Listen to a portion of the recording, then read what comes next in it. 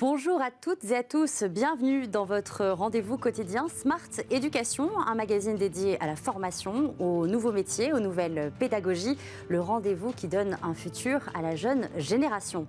63% des moins de 13 ans ont un compte sur au moins un réseau social. C'est le résultat d'une enquête de l'association Génération Numérique. Mais ces jeunes ont-ils les clés de compréhension de ces réseaux sociaux qui permettent, on le sait, d'aller chercher de l'information, mais peut-être surtout à communiquer, à se créer de nouvelles formes de sociabilité. Comment les accompagner dans cette construction de leur identité numérique? Virginie Sassoun, bonjour. Bonjour. Alors, vous êtes directrice adjointe du Clémy. C'est le Centre pour l'éducation aux médias et à l'information, un service du réseau Canopé. Le Clémy existe depuis 1983. On imagine que les pratiques des jeunes sur Internet ont beaucoup évolué. Donc, à quand remonte l'avènement des réseaux sociaux ? Alors, l'avènement des réseaux sociaux, ça a émergé après les années 2000, dans les années 2004-2005.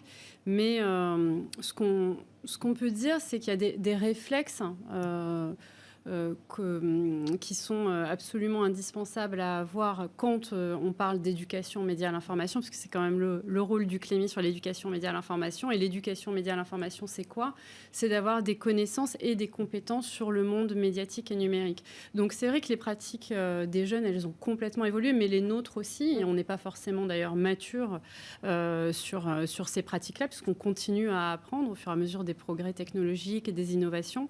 Mais il y a certains réflexes face à l'information qui n'ont pas changé et qui sont un petit peu des fondamentaux, à savoir vérifier ses sources, se poser toujours la question de qui me parle et dans quelle intention, puisque par exemple sur la question de la désinformation, on voit que ça date pas d'hier et qu'il y a toujours eu des volontés de désinformer. Mais en revanche, c'est vrai que maintenant, avec les réseaux sociaux, il y a une ampleur bien plus importante. Pourquoi les jeunes ils sont autant attirés par les réseaux sociaux ? Alors, il n'y a pas que les jeunes qui sont attirés par les réseaux sociaux. Il faut savoir que les réseaux sociaux, le modèle économique, en fait, est basé sur la captation de l'attention. Donc, tout est fait, le design est fait, tout est pensé, en fait, pour nous retenir le plus longtemps possible sur ces plateformes. Et comme vous l'avez dit, on va sur les réseaux sociaux pour parler, pour exercer sa sociabilité, pour discuter, pour échanger, pour s'informer aussi. Donc, on a tout un tas de raisons aussi d'y aller. Et puis, les adolescents, c'est un âge où, moi, à mon époque, je passais des heures au téléphone fixe avec mes amis du collège. Aujourd'hui, voilà, ça passe, mais c'est un âge où on a besoin d'être en lien avec ses amis. Donc, voilà, il faut savoir distinguer ce qui relève, je dirais, d'une pratique de sociabilité normale qui s'est déplacée en ligne et sur les réseaux sociaux, et ce qui peut être problématique. Et alors, comment ils se sont appropriés les réseaux sociaux? C'est-à-dire, qu'est-ce qu'ils font le plus sur les réseaux sociaux? Après, je pense que ça dépend des tranches d'âge. Les premiers usages, c'est souvent pour discuter avec ses amis. Le premier portable, le pic d'équipement, ça intervient entre 10 ans, 11 ans. C'est l'entrée en 6e à peu près. Donc, l'entrée en 6e... C'est plutôt qu'avant, déjà. C'est plutôt qu'avant, et c'est de plus en plus tôt de toute façon. Hein. Et plus c'est tôt, et plus l'angoisse des parents et de la société de manière générale augmente. Donc, il y a un questionnement aussi à se poser à cet endroit-là. Et puis, plus on grandit et plus on a un usage des réseaux sociaux qui, dans l'idéal, est mieux maîtrisé. Et puis, on apprend à s'informer aussi et à s'ouvrir, en fait, à d'autres communautés que sa vie locale. Mais souvent, au départ, c'est simplement pour rester en relation avec ses parents et ses amis. Avant de parler des risques, quels sont les avantages, l'intérêt véritable d'utiliser des réseaux sociaux? Les réseaux sociaux, ça a déjà transformé notre société. Hein. Enfin, déjà, on le voit sur la parole des femmes, par exemple. On le voit sur tout un tas de sujets. C'est-à-dire que les réseaux sociaux donnent de la visibilité et permettent à certaines personnes de s'exprimer alors qu'ils n'avaient pas forcément voix au chapitre avant. Donc, il y a cet effet aussi de pouvoir s'exprimer. C'est une expression qui est nouvelle, mais ça crée aussi de nouvelles solidarités.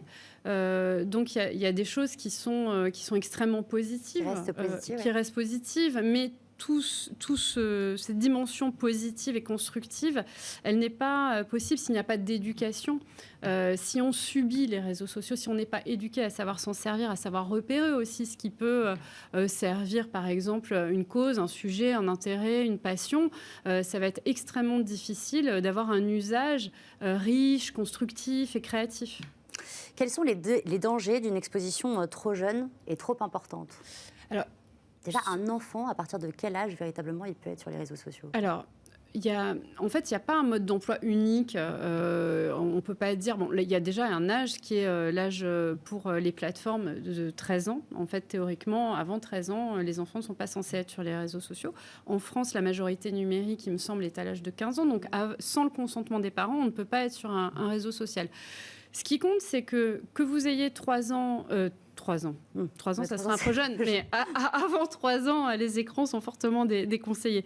Mais à 13 ans, si vous êtes super bien informé, si vous avez reçu des cours d'éducation aux médias, si vos parents vous ont expliqué, vous tiennent la main, vous accompagnent, sont curieux de ce que vous faites, il n'y aura pas de problème.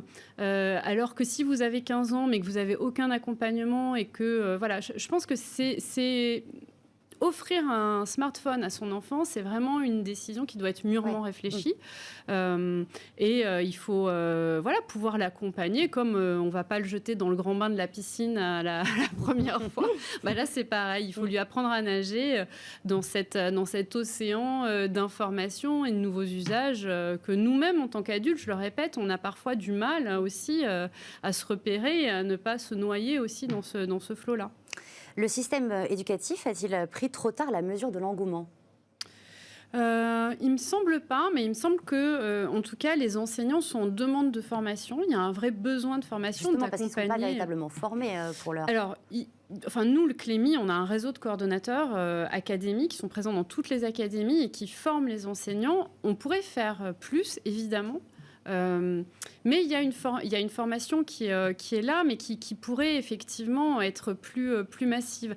Après, les enseignants sont aussi très curieux et ils accompagnent la plupart ces changements. Mais là, je pense qu'avec le confinement, on a vu une accélération massive en fait des mutations, une mutation des pratiques professionnelles des enseignants pour intégrer le numérique et puis aussi pour savoir se servir des réseaux sociaux d'une manière pédagogique, créative. Là, il y a quand même eu une accélération notable.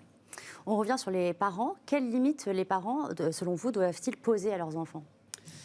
Mais c'est à définir avec chaque enfant. Je pense qu'il y a un cadre à poser, qui est un cadre de confiance, mais cette confiance n'exclut pas le contrôle. C'est-à-dire qu'on peut faire confiance à son enfant, mais il faut toujours surveiller que ces règles de base, par exemple sur la question du temps d'écran, d'installer le contrôle parental pour ne pas dépasser certaines limites de temps, mais aussi de surveiller, d'être toujours curieux du contenu, de ce que l'enfant fait également, oui, et d'être attentif à ces petits signaux faibles aussi qui peuvent nous alerter sur des situations de harcèlement. Mais ça, comment on arrive à détecter ça? Mais ça, c'est que le dialogue, c'est d'être attentif et de s'intéresser à ce qu'ils font aussi.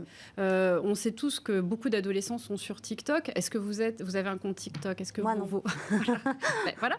Non, mais ça commence par là. Je pense que c'est essayer de comprendre aussi l'univers, et même sans avoir un compte soi-même, c'est prendre le temps pour être avec son enfant sur les réseaux qu'il fréquente, pour voir quel est le plaisir, qu'est-ce qui l'intéresse, comment il se comporte, et donc d'avoir ce cadre de confiance avec lui, de dialogue, mais voilà, qui n'exclut pas le contrôle et la surveillance. Et est-ce qu'il faut les interdire? Les réseaux sociaux? Moi, je pense que les interdictions, elles n'ont jamais porté leurs fruits.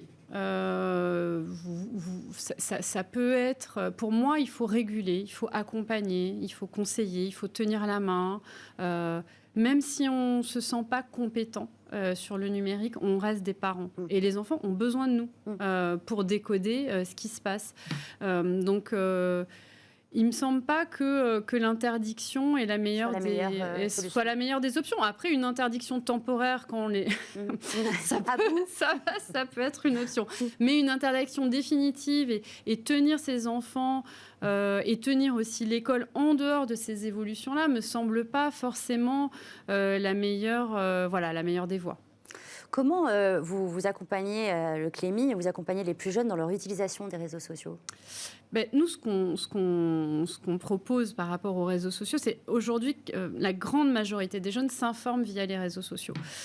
Donc la question, c'est comment, en fait, dans ces pratiques informationnelles qui ont complètement changé, parce qu'il y avait une génération, la génération d'avant, on regardait le journal télévisé, tous ensemble, et voilà, on appelait ça la messe, d'ailleurs, du 20h, et chacun avait à peu près la même narration, le même récit de ce qu'est l'information, de ce qui fait l'actualité.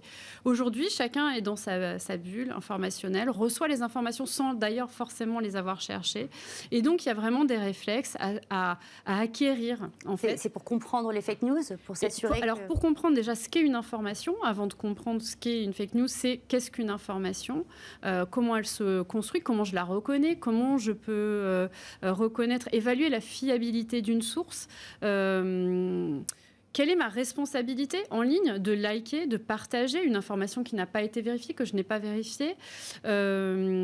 Comment aussi analyser finalement cet univers des algorithmes où finalement quand on commence à liker un certain type de contenu, on va aussi retrouve toujours les mêmes contenus. Donc toutes ces choses-là sont à décoder et aussi avoir des réflexes puisque les réseaux sociaux nous poussent aussi à une forme d'impulsivité, de liker, de partager, de s'émouvoir. Donc quand on est face à un contenu par exemple qui est dans l'émotion, qui nous choque, où on est vraiment complètement révolté, se méfier aussi de ces réflexes, de ces impulsions qu'on peut avoir. Donc ça comporte une éducation qui, pour nous, est absolument indispensable, parce qu'aujourd'hui, savoir chercher une information, savoir la vérifier, savoir publier sur les réseaux sociaux sont des compétences qui, pour nous, sont absolument fondamentales dans le monde dans lequel on vit aujourd'hui. Et dernière question, est-ce que vous les aidez à trouver le bon équilibre entre les réseaux sociaux mais la vie réelle ? Alors, la vie réelle, ce qui se passe sur les réseaux sociaux est réel. Oui. Et les gens qui se font harceler le savent, puisqu'il n'y a pas... Enfin, en fait, ce qui se passe sur les réseaux sociaux est une forme de réalité aussi. Donc, je pense qu'il faut penser cette continuité et leur apprendre aussi à être responsables en ligne. Et c'est ce qu'on appelle la citoyenneté numérique, c'est-à-dire on est citoyen, on se respecte les uns les autres quand on est dans la rue. C'est pareil en ligne, soyons responsables, soyons des citoyens exemplaires aussi en ligne. Merci beaucoup Virginie Sassoun, merci. Je rappelle que vous êtes directrice adjointe au Clémy, c'est le réseau Canopé. C'est la fin de cette émission, merci à vous tous de nous avoir suivis. On se retrouve pour un prochain numéro demain. Très bonne journée à vous tous sur Bismart.